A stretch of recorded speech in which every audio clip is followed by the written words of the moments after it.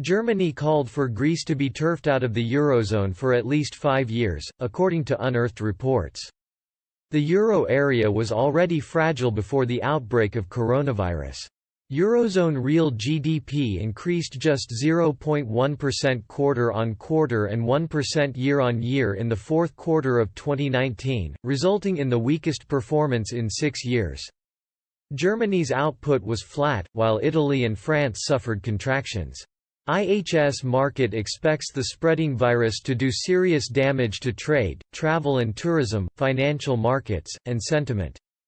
Italy is especially vulnerable, given its fragile economy, the high incidence of COVID-19, and resulting restrictions on activity.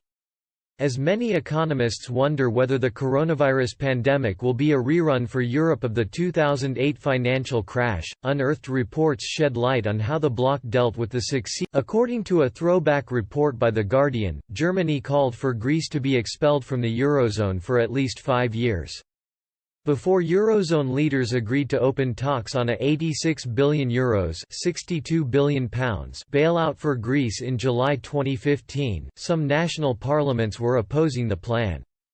Angela Merkel had long sought to avoid going down in history as the German chancellor who presided over the breakup of the Eurozone, but her government and many centre-right MPs were not convinced Greece had done enough to justify a new 3-year bailout.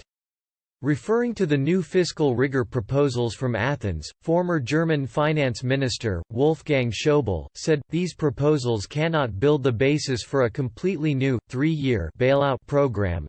A Germany ministry paper revealed that Berlin was pressing for Greece to be expelled from the Eurozone for a minimum of 5 years and wanted the Greek government to transfer €50 billion £44 billion of state assets to an outside agency for sell-off. The hard line was echoed by Peter Kazimir, former finance minister of Slovakia, who said the new austerity measures tabled by Athens were already past their sell-by date. On the other hand, France, Italy and Spain were working tirelessly to save Greece. It was not the first time Germany had drafted plans for Athens to default and leave the euro, though. In 2012, Eurozone finance ministers met in Brussels to approve the next tranche of loans from the EU and the International Monetary Fund, designed to stave off national bankruptcy while the new Greek government was putting the country. However, the severe austerity measures being demanded caused such fury in Greece, that Mr. Schäuble did not believe any government would have been able to implement them. According to the publication, his worries were brought into the open after a secret European Commission report was published, in which Mr. Schäuble claimed that even if Greece had made good on its promises, it would not have been enough to reach the target of bringing total debt to 120% of GDP by 2020.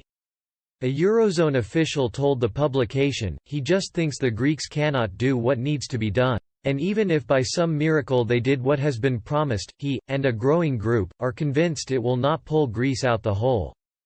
The idea instead is that the Greek government should officially declare itself bankrupt and begin negotiating an even bigger cut with its creditors." For Schäuble, it is more a question of when, not if. Despite opposition, Greece did receive its bailouts and remained part of the Eurozone.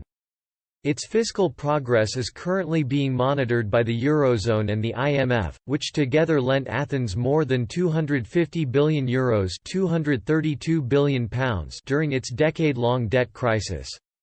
The Greek economy will grow only slightly this year due to the impact of the coronavirus, by little over 0%, Christos Stykoras told Greece's ANT1 TV on Wednesday.